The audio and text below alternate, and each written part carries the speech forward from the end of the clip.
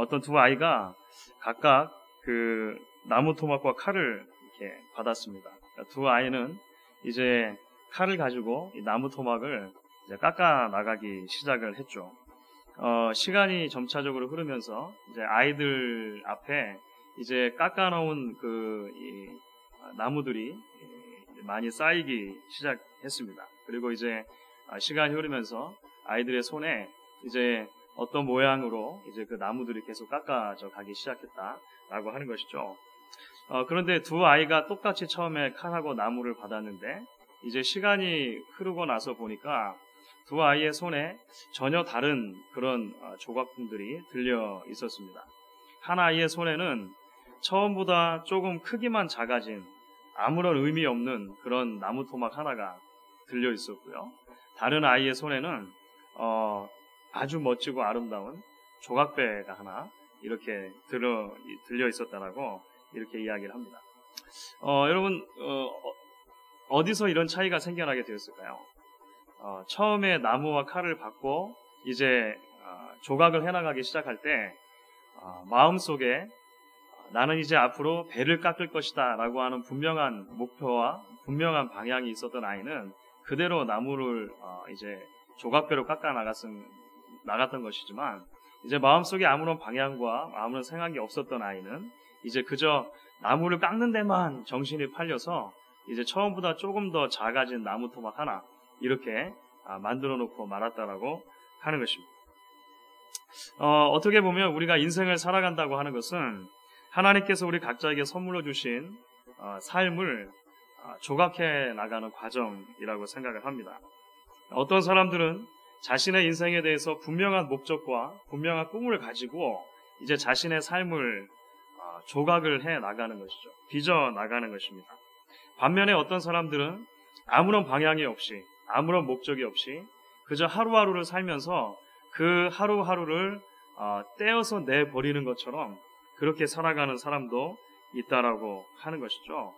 결국 우리가 삶을 산다고 하는 것은 우리 인생을 향해서 우리가 어떤 목표와 어떤 방향을 가지고 어떤 꿈을 가지고 하나님 앞에서 살아가고 있느냐라는 문제로 귀결이 되는 것 같습니다. 얼마나 빨리 우리 인생을 뛰어갔고 얼마나 많은 것들을 이루었는가라고 하는 것 이전에 어떤 방향으로 우리가 뛰어가고 있느냐라고 하는 문제 계속 생각하는 것이 아주 중요하다라고 하는 것이죠. 특별히 오늘 우리가 함께 이제 헌신 예배를 드리는 우리 청년들은 대개의 경우에 있어서 지금까지 살아온 날들보다 앞으로 살아갈 날들이 훨씬 많은 그런 시기이죠. 그 말은 거꾸로 하면 지금까지 조각하고 깎아온 인생보다 앞으로 깎아 나갈 인생, 앞으로 조각해 나갈 인생이 훨씬 더 많이 남아있다라고 하는 것입니다. 따라서 청년의 때에 우리가 어떤 꿈을 꾸는가, 그렇죠? 어떤 방향을 향해서 우리의 삶을 계획하고 어떠한 방향을 향해서 삶을 조각해 나가느냐 하는 것이 굉장히 중요한 시점이라고 하는 것입니다. 동시에 오늘 함께 예배를 드리는 모든 하나님의 백성들인 우리 성도님들께도 우리의 남은 인생을 하나님을 향해서 이제 어떻게 일구어 갈 것인가, 어떻게 깎아 나갈 것인가 하는 부분 다시 한번 생각할 수 있는 그런 시간이 되었으면 좋겠다라고 하는 것입니다. 그래서 저는 오늘 성경 가운데 꿈꾸는 자, a dreamer라고 하는 별명을 가지고 있는 한 사람의 이야기를 좀 같이 나눠보려고 하는 것입니다. 요셉이죠. 요셉이라고 하는 사람의 별명이 있었는데 꿈꾸는 자였습니다. dreamer. 그 주변에 있는 형제들이 다 그렇게 불렀어요. 그리고 요셉의 이야기는 우리에게 이제 사람이 한평생을 살아가면서 자신의 인생을 조각해 나갈 때 가질 수 있는 두 가지의 꿈의 종류에 대해서, 두 종류의 꿈에 대해서 우리에게 이야기를 해주고 있는 것입니다. 하나는 굉장히 인간적인 꿈이고 또 다른 하나는 하나님께서 주시는 꿈이라고 하는 것이죠. 그래서 우리가 이 요셉의 이야기 그리고 요셉이 꾸었던 이 꿈의 이야기들 우리가 함께 나누면서 저와 여러분 모두가 다 하나님 앞에서 은혜를 조금 더 나눌 수 있기를 바라는 것입니다. 요셉의 나이가 17살 되던 해에 요셉의 인생에서 굉장히 많은 일들이 한꺼번에 일어났습니다. 글쎄요, 미국에서는 이제 성년이 되는 나이를 대체적으로 몇 살로 보죠? 되게 16살 정도 봅니까? 그렇죠. 16살이 되면은 이제 운전면허도 따고, 특히 이제 우리 펜실베니아주에서는 굉장히 중요한 상징적인 나이가 되는 것 같습니다. 요셉의 인생에 있어서는요, 17살 되던 해가 그의 인생에 있어서 굉장히 중요한 일들이 많이 일어났던 시기라고 하는 것이죠. 그 중에 하나가 오늘 우리 형제가 잘 읽어줬는데요. 감사합니다. 원래 오늘 그 한국말로 읽어주기로 한 자매가 내일이 땡스기빙이라서 그런지 좀 더 늦은 것 같아요. 그래서 영어로 읽어줬는데 너무 감사합니다. 창세기 37장 3절 말씀 보면 이렇게 기록이 되어 있습니다. 요셉은 노년에 얻은 아들이므로 이스라엘이, 그러니까 야곱입니다. 그죠? 이스라엘이 여러 아들보다 그를 깊이 사랑하여 위하여 채색 옷을 지었더니, 그렇죠? 야곱이 아들이 11명이 있었습니다. 11명이 있었는데 이제 그 요셉은 이제 맨 마지막 11번째죠. 아직 이제 베냐민이라고 하는 12번째 아들은 태어나지 않았던 그런 상태입니다. 그러니까 지금 11명의 아들이 있고 그 다음에 막내가 요셉 이렇게 되어 있는 것입니다. 야곱이 여러 아들이 있는 중에 그 중에서도 요셉을 특별히 편애했다라고 하는 것이 성경 곳곳에 나와 있습니다. 그래가지고 그 요셉이 17살이 되었을 때 그동안에도 이제 편애를 했겠죠. 17살 되었을 때만 특별히 사랑한 것이 아니고 그 전부터 쭉 편애했으니까 17살 되던 해에 뭔가 중요한 선물을 하나 해주고 싶은 것입니다. 그래서 야곱이 이제 요셉에게 선물해 준 것이 있었는데 그것이 뭐냐면 이제 오늘 우리 성경의 채색 옷으로 이렇게 번역된 것입니다. 사실 채색 옷이 정확하게 무엇을 의미하는가?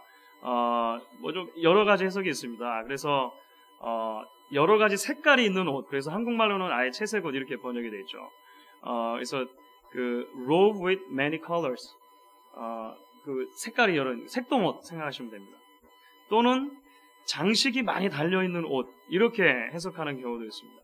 그래서 그 rich 그 ornamented 그 robe라고 이렇게 번역된 ESV 성경 같은 경우 그렇게 번역하죠. 그러니까 뭐 장식이 많이 달려있던 아니면은 색이 화려하든지 간에 중요한 것은 무엇이냐면 다른 형제들은 그렇지 않은데 요셉은 멀리서도 요셉을 딱 보면 그 옷만 보고도 요셉이구나 알아차릴 수 있을 만큼 구분될 수 있는 옷을 주었다라고 하는 것입니다. 도대체 왜 아버지 야곱이 요셉에게만 특별한 옷을 지어줬을까요? 그 옷이 무슨 의미를 가진 것일까요? 대개는 두 가지 정도로 해석을 합니다. 하나는 요셉은 말씀드린 것처럼 11번째 아들입니다. 그렇죠. 이스라엘의 전통적으로 장자에게 이제 상속이 재산이 상속될 때 장자에게 다른 아들보다 2배를 주는 장자 우선권이 있죠.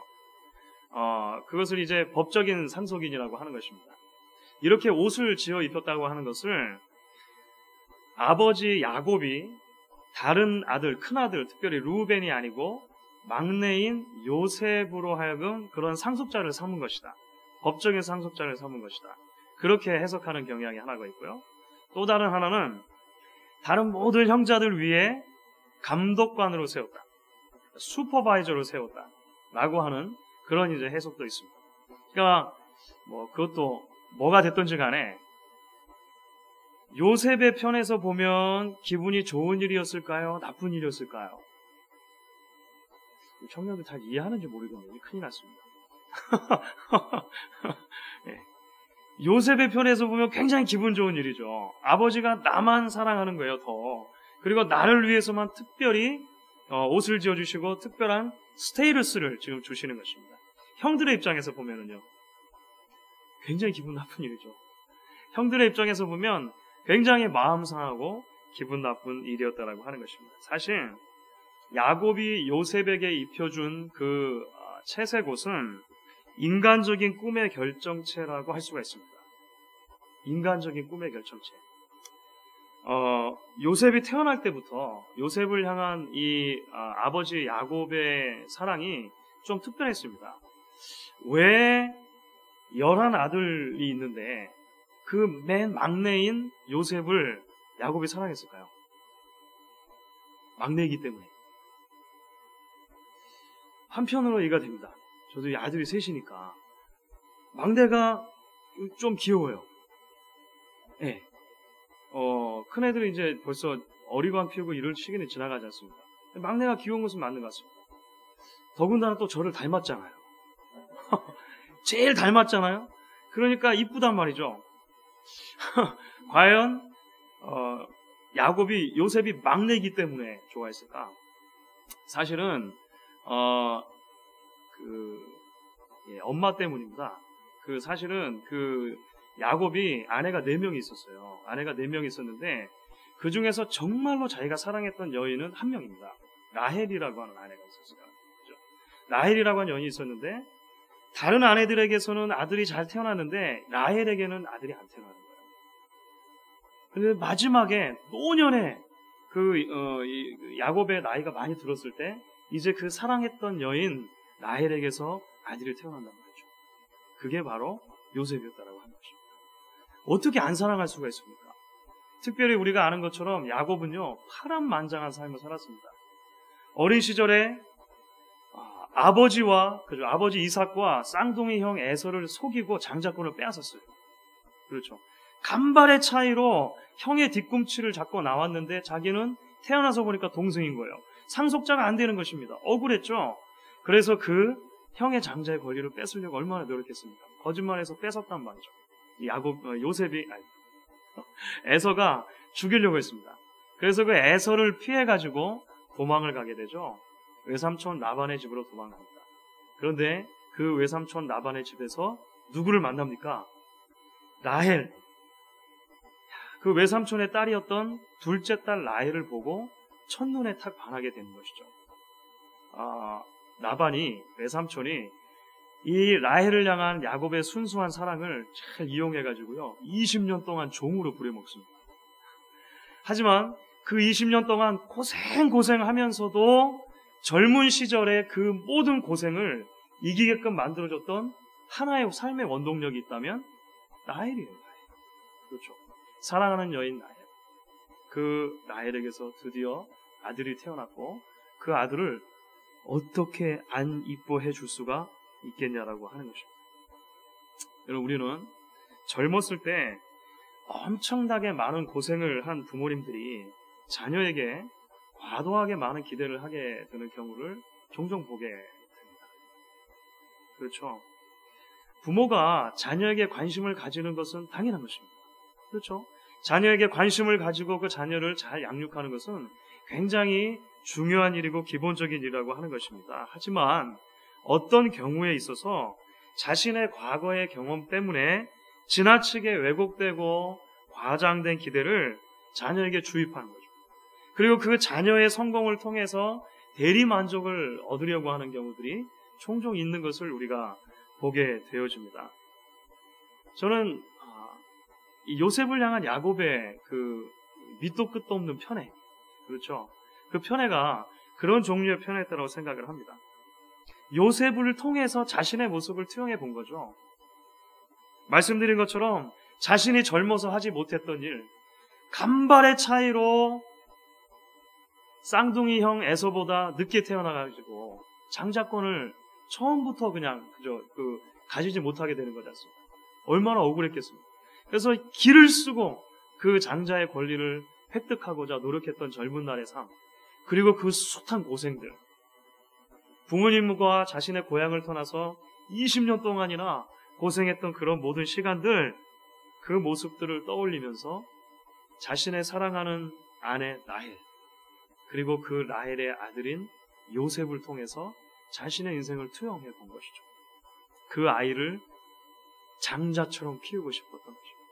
그 아이를 다른 모든 형들보다 우선순위에 있는 슈퍼바이저처럼, 자기가 옛날에 못했으니까요. 그죠? 해보고 싶었다라고 하는 것이죠. 아버지 야곱의 뒤틀리고 왜곡된 사랑의 표현, 그것이 사실 요셉의 채색옷에 나타나 있다고 우리가 볼 수 있겠죠. 하지만 이것은 또한 동시에 요셉의 편에서 보면 지난 17년 동안의 요셉의 삶은 바로 자신을 향한 아버지의 기대와 꿈에 의해서 움직여온 삶이라고 할 수 있을 것입니다. 요셉은 자라면서 다른 형제들보다 특별히 많은 관심과 사랑을 아버지께 받았어요. 그리고 그렇게 사랑을 받는데 모를 수가 있습니까? 요셉도 알죠. 그렇죠. 요셉도 알았다라고 하는 것입니다. 그래서 요셉은 그 특별한 사랑을 아버지께 받으면서 아버지께서 원하시는 것을 내가 하면 아버지께서 기뻐하실 것이라고 하는 사실을 알고 있었습니다. 그래서 실제적으로 요셉은 그렇게 해요. 여러분들 37장 2절 말씀입니다. 2절 말씀 우리 같이 한번 읽을까요? 37장 2절입니다. 같이 읽습니다. 야곱의 약전이 이러하니라. 요셉이 17세의 소년으로서 그 형제와 함께 양을 칠 때에 그 아비의 첫 비라와 실바의 아들들로 더불어 함께 하였더니 그가 그들의 과실을 아비에게 고하였더라. 과실을 아비에게 고한 것입니다. 그러니까 아버지가 요셉을 막 사랑하고 편애했는데 그 요셉에게 기대했던 삶의 방식을 요셉은 금방 눈치채고 있었던 거예요. 형들의 잘못을 보고해드리고 아니죠. 그래서 형들이 뭐하고 있느냐 시시콜콜 다 아뢰고 당신은 유목을 하면서 양을 많이 치니까 함께 멀리 가가지고 양치고 막 이렇게 한단 말이죠. 그러니까 부모의 그 감시를 뭐 피할 수 있는 좋은 길들 아니겠습니까? 그리고 이미 형들이 장성했어요. 장성했습니다. 그런데 그 잘못을 자꾸 고해 바치는 거죠. 그 아버지는 또 그 좋다고 잘한다. 역시 막내. 우리 요셉 막 하면서 채색 옷을 막 지어 입히면서 아예 네가 슈퍼바이저 해라. 네가 상속자다. 막 이렇게 했단 말이죠. 요셉은 아버지가 자신에게 기대하는 것이 정확하게 무엇인지 알고 그대로 살려고 했다라고 하는 것입니다. 요셉은 자라면서 이렇게 생각했을지 모르겠습니다. 역시 나는 태어날 때부터 10명의 형들하고는 다르다. 아버지가 나를 사랑하시는 것만 좀 봐도 알 수 있지 않겠는가. 형들이 한만 나를 시기하고 질투하고 미워해도 소용없어.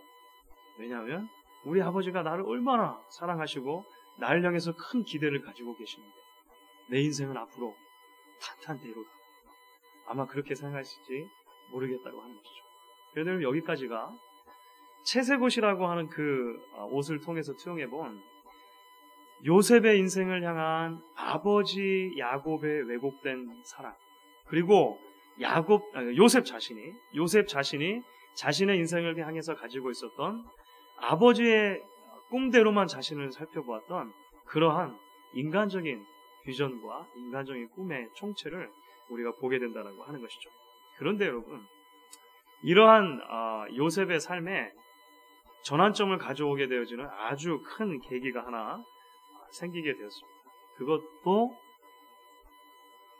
요셉이 17살 되던 해에 일어났습니다. 그것이 무엇입니까? 하나님께서 주시는 꿈을 꾸게 됩니다. 그렇죠. 17살 되던 해에 요셉에게 하나님께서 꿈을 통해서 특별하게 요셉의 인생에 어떤 일이 일어날 것인가를 계시해 주셨습니다. 그것도 그 요셉이 꿈을 꾸는데 두 편의 꿈을 시리즈로 꾸게 되죠. 그 꿈의 내용이 심상치가 않습니다. 7절을 보니까 이렇게 돼 있죠. 우리가 밭에서 곡식을 묵더니 내 단은 일어서고 당신들의 단은 내 단을 둘러서서 절하더이다. 이게 형들에게 보고한 내용입니다. 그렇죠? 꿈속에 보니까 형들과 내가 같이 곡식을 막 거두고 단을 묶고 있는데 갑자기 내 단이 벌떡 일어서고 형님들의 단들이 다 내 단에게 절을 했습니다. 두 번째 또 꿈을 꿨어요. 이번에는 무엇이었냐면 이제 9절의 꿈입니다. 요셉이 다시 꿈을 꾸고 형들에게 고하여 가로되 내가 또 꿈을 꾼즉 해와 달과 11별이 내게 절하고. 밤하늘에 해와 달과 11별이 자기에게 절하는 모습을 이제 꿈으로 꾼 것입니다. 자, 여러분, 오늘날에는 그렇지 않습니다. 오늘날에는 그렇지 않은데 구약 시대만 해도 하나님께서 자신의 뜻을 하나님의 백성들에게 계시해 주시는 방법 중에 꿈을 통한 방법이 있었습니다. 이것을 계시적인 꿈이라고 해요. 계시적인 꿈. 이런 꿈을 꾸게 되면 그 꿈을 꾸는 사람은 지금 현재 하나님께서 나에게 말씀하고 계시다라고 하는 것을 명확하게 알 수 있었습니다.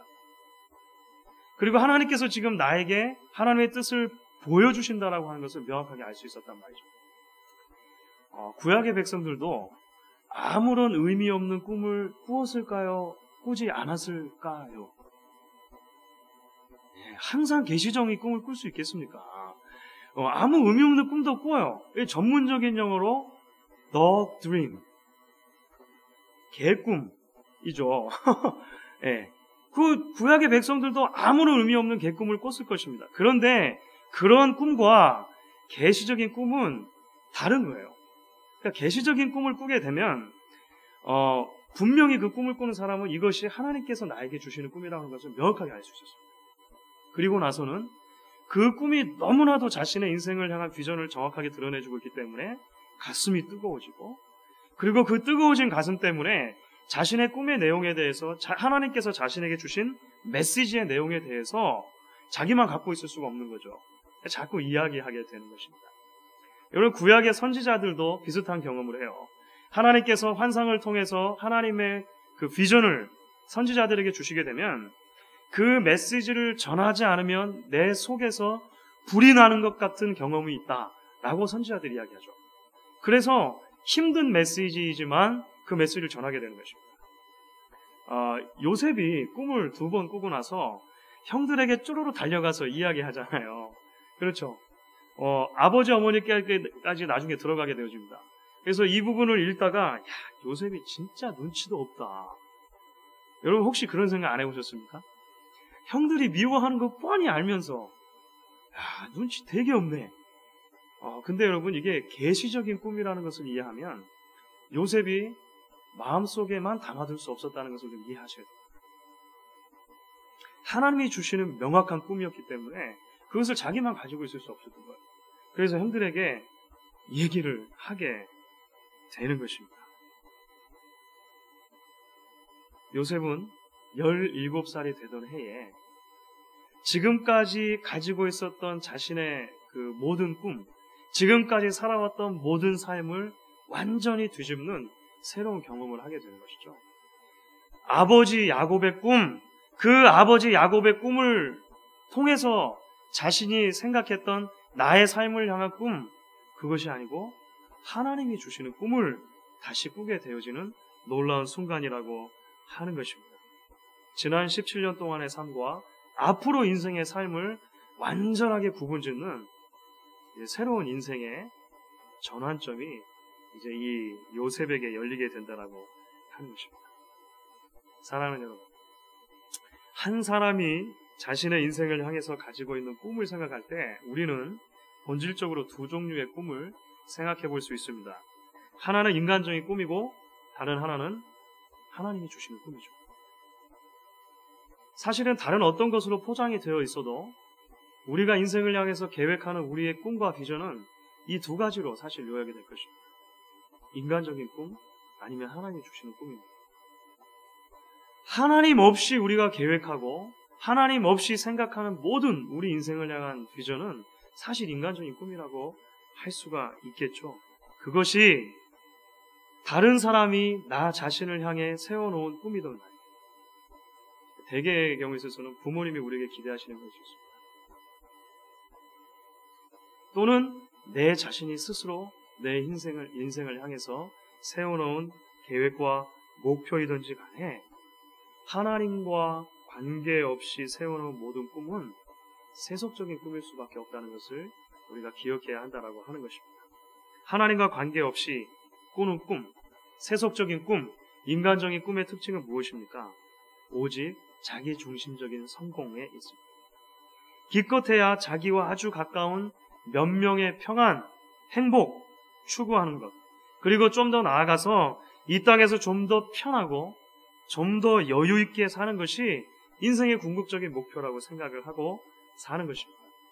그렇기 때문에 자신의 이익, 그리고 자신과 아주 가까운 몇 명의 이익을 위해서라면 다른 모든 사람들은 언제든지 도구로 사용될 수 있다라고 믿고 살아갑니다. 결국 꿈이 자신의 인격이 황폐화되고 다른 사람들과의 관계가 파괴되는 것을 감수하고라도 이루어야 할 어떤 목표가 되는 것이죠. 오늘 우리가 살아가는 사회는 산업화된 사회입니다. 본질적으로 무한 경쟁의 사회입니다. 무한 경쟁의 사회. 그렇죠. 그래서 우리가 주변에도 경쟁을 부추기는 그런 많은 그 이야기들을 듣게 되어집니다. 그러니까 함께 가는 것보다는 앞서가는 것이 더 좋다라고 자꾸 이야기하죠. 더불어 사는 것보다는 혼자 뛰어나게 잘나고 뛰어나게 잘 사는 것이 좋다라고 이야기를 합니다. 그래서 이러한 시대를 살아가는 우리들에게 있어서 가장 훌륭한 성공의 신화가 무엇입니까? 아주 어려운 조건에서도 불굴의 의지와 탁월한 능력을 가지고 성공을 일구어내는 것. 조금 속된 말로 하면 맨 땅에 헤딩을 해서라도 성공해내는 것. 이것이 오늘날 많은 사람들이 높여주고 추대해주고 그 사람 성공했다라고 말할 때 이야기하는 성공의 기준이 많이 거기에 들어있다라고 하는 것입니다.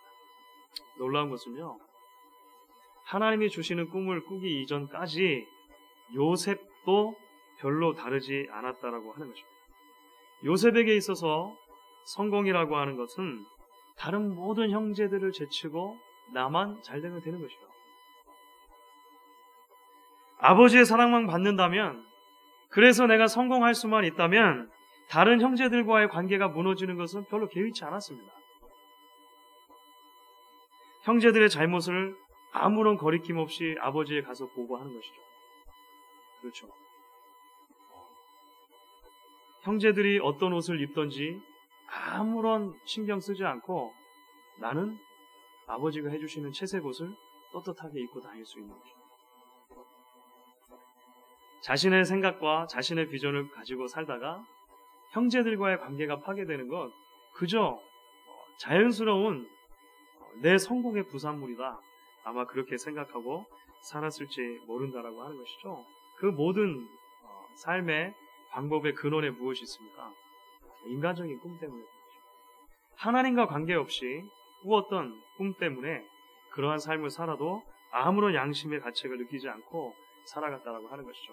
여러분, 오늘날 우리 주변에 얼마나 많은 사람들이 그렇게 살아가고 있는 각박한 삶에 대해서 안타까워합니까? 여러분들도 사업하시다가 그런 것 때문에 고민하시고 힘들어하지 않으셨습니까? 왜 도대체 한국 사람들은 같이 잘 되는 게 이렇게 배가 아플까? 세탁소. 왜 옆에다가 차리고 자꾸 덤핑하는가? 셔츠 99전. 왜 자꾸 붙여놓는가? 그렇죠. 같이 좀 살면 좋겠는데 왜 나도 피해보고 다른 사람도 피해를 주면서 그 성공의 꿈을 계속 이어가려고 하는 것인가? 여러분 고민 안 하셨습니까? 하지만 여러분, 하나님께서 주시는 꿈은 본질적으로 다른 것입니다. 하나님께서 주시는 꿈, 하나님께서 주시는 비전은 본질적으로 다르다라고 하는 것이죠. 물론 여러분, 표면적인 것만 놓고 보았을 때 하나님께서 요셉에게 주신 꿈은 소위 요셉의 성공과 관계된 것이었다라고 볼 수도 있습니다. 왜냐하면 그 꿈의 내용이 있지 않습니까? 그죠? 그래서 그 형님들의 곡식 단이 요셉의 단에게 절하고 해와 달과 11별이 그 요셉에게 절하고 뭐 이런 것들이 결국은 나중에 꿈이 이루어졌을 때 보게 되니까 하나님의 계획은 무엇이었습니까? 요셉이라고 하는 사람을 그 당시에 최강대국이었던 이집트의 총리로 세우는 것이었죠. 그러니까 결론만 놓고 결과만 놓고 보면 이 성공신화하고 별로 다르지 않는 것처럼 보여요. 그렇지 않습니까? 개천에서 용났다 라고 하는 말이 아마 요셉에게 그대로 적용될 수 있을지 모르겠습니다. 노예로 팔려갔어요. 이집트의 노예로 팔려갔는데 그 노예에다가 점차적으로 회복이 되어져서 나중에 이집트 제국의 총리에까지 이르는 것이죠. 만약에 그 요셉의 삶을 영화로 찍는다면, 그렇죠. From slave to the prime minister of a nation. 이렇게 되겠죠. 노예에서 총리 대신까지. 이렇게 되겠죠. 그런데 여러분, 세속적인 성공 신화와 하나님께서 요셉에게 주신 꿈이 본질적으로 다르다라고 하는 것을 우리가 이제 17살 이후의 요셉의 삶을 통해서 우리가 발견하게 되어집니다. 그 이유가 무엇입니까? 하나님께서 요셉에게 주신 꿈은 요셉 자신의 영혼도 살리고 그 주위의 사람들도 살리고 결국은 모든 인류를 살리는 꿈이 그 하나님의 꿈 안에 담겨있기 때문에 그렇다고 하는 것입니다. 여러분, 이것을 깨닫는 것이 굉장히 중요합니다. 우리가 그것을 어떻게 알 수 있습니까? 요셉의 삶에 앞으로 펼쳐지게 되어지는데 그 요셉의 삶에 나타난 세 가지의 변화를 통해서 우리가 보게 되어집니다. 하나님께서 주신 꿈을 꾸게 된 뒤로 요셉의 삶에 굉장히 큰 변화가 일어나게 돼요. 첫 번째 어떤 변화가 일어나게 되어집니까? 그가 어느 곳에 살든지 어떤 역할이 주어졌든지 간에 하나님과 동행하는 삶을 살기 시작합니다. 이게 요셉의 삶에서 일어난 아주 가장 큰 변화 중에 첫 번째 변화입니다. 하나님과 동행하는 삶을 살게 되는 것이에요. 17살 때 채색 옷 입고 그 다음에 하나님의 꿈 꾼 다음에 요셉에게 당장 먼저 일어난 일이 무엇이었습니까? 노예로 팔려가는 것이었습니다. 노예로 팔려. 형들의 미움을 이제 사가지고 노예로 팔려가게 되어지죠. 요셉이 형들에게 팔려서 이집트에서 노예가 되었을 때도 거기서도 더 억울한 누명을 쓰고 이제 감옥에 갇혔을 때도 성경은 우리에게 이렇게 기록을 해주고 있습니다. 39장 나중에 넘어가시면요 3절과 23절입니다. 여호와께서 요셉과 함께 하시고 여호와께서 요셉과 함께 하심으로 하나님과 동행하는 놀라운 삶의 변화가 나타났다라고 하는 것입니다. 그 이전까지는 아버지의 기대에 부응해서 사는 삶이 최고의 삶이었다라고 하는 거예요. 하나님은 자신의 삶의 진정한 주인이 아니었다라고 하는 것입니다. 그런데 하나님께서 꿈을 통해 요셉의 인생으로 들어오시는 순간 이제 요셉은 하나님과 동행하는 삶을 최우선 순위에 놓고 하나님 앞에서 살아가기 시작했다라고 하는 것이죠. 하나님께서 주시는 꿈은 무엇보다도 하나님과 우리의 관계를 변화시킵니다. 내가 어디에 있고 무슨 일을 하고 있는가 하는 것보다도 내가 하나님과 어떤 관계를 맺고 있느냐 하는 것이 굉장히 중요해진다고 하는 것이죠. 사랑하는 청년 여러분, 그리고 사랑하는 성도 여러분, 하나님께서 주시는 꿈이 있으시다면 우리가 어느 곳에 어떻게 발을 딛고 살아가든지 간에 하나님과 동행하는 삶을 살기로 결단하고 나아갈 수 있게 되어지기를 간절히 바라는 것입니다. 이제 그렇게 하나님과 동행하는 삶을 살 때 또 한 가지 요셉의 삶에 놀라운 변화가 하나가 일어나게 되어집니다. 그것은 무엇이냐면 요셉 때문에 가는 곳마다 복을 받게 되는 것입니다. 요셉이 축복의 통로가 되는 것입니다. 요셉 때문에 가는 곳마다 변화가 되어지고 복을 받게 돼요. 요셉 때문에 요셉이 노예로 있었던 그 집 주인이 보디발 장군이죠. 복을 받게 되었습니다. 나중에 감옥에 가서 갇히게 되었는데요. 감옥에서 함께 수감 생활하던 사람들이 복을 받게 돼요. 그렇죠. 나중에는요, 이집트의 총리 대신이 되었을 때 기근을 잘 다스림을 통해서 애굽 전역과 동시에 그 고대 근동 지방에 있었던 모든 사람들이 식량난을 해결하게 되어지는 복의 통로가 되어지게 됩니다. 사실 저는 이것이 굉장히 요셉의 삶 속에서 큰 변화라고 생각을 하게 되어집니다. 요셉이 하나님의 꿈을 꾸기 전까지 어떤 사람이었습니까? 남의 꿈을 뺏어먹고 사는 사람이었습니다. 그렇죠. 요셉이 하나님이 주시는 꿈을 꾸기 전까지는요, 형들의 꿈의 갈취자였어요. 그렇죠. 형들을 자꾸 고에다 바치고 버젓이 큰 형님, 그렇죠. 르우벤이 있음에도 불구하고 자신이 채색 옷을 입고 남들의 꿈을 빼앗으면서 살았다라고 하는 것입니다. 그런데 하나님께서 주시는 꿈을 꾸게 된 뒤로 놀라운 변화가 일어나는데 축복의 통로, 그 축복을 가는 곳마다 전달해주는 그러한 사람으로 이제 요셉의 삶이 바뀌게 된다라고 하는 것입니다. 우리가 이 땅을 사는 동안에 남의 꿈을 뺏어먹고 살기고 남의 꿈을 무너뜨리고 내가 성공하는 것을 기대하기보다 우리가 함께 가고 다른 사람들에게 예수 그리스도의 사랑을 흘려보낼 수 있는 축복의 통로들이 되실 수 있기를 간절히 바라는 것입니다. 이제 나아가서 마지막으로 요셉의 삶에 큰 변화가 하나가 더 있게 되어집니다. 그것은 무엇이냐면 결국은 이러한 모든 것을 통해서 요셉의 삶이 회복을 시켜주는 회복자의 삶으로 변화된다라고 하는 것입니다. 그가 가는 곳마다 이제 회복이 일어난다라고 하는 것을 보게 되어집니다.